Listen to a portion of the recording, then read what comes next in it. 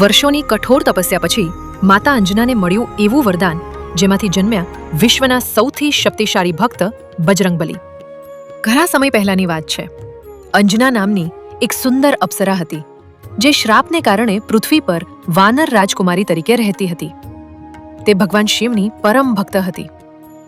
પૃથ્વી પર તે રાજા કેસરીના પત્ની હતા. ભક્તિ અને વરદાન. અંજનાએ પુત્ર પ્રાપ્તિ માટે વર્ષો સુધી કઠોર તપસ્યા કરી. તેમની ભક્તિથી પ્રસન્ન થઈને ભગવાન શિવ અને વાયુદેવે તેમને આશીર્વાદ આપ્યા. તે સમયે અયોધ્યાના રાજા દશરથ પુત્ર પ્રાપ્તિ માટે યજ્ઞ કરી રહ્યા હતા. યજ્ઞમાંથી નીકળેલી પવિત્ર ખીરનો એક ભાગ વાયુદેવ દ્વારા પવનની લહેર સાથે માતા અંજના પાસે પહોંચ્યો.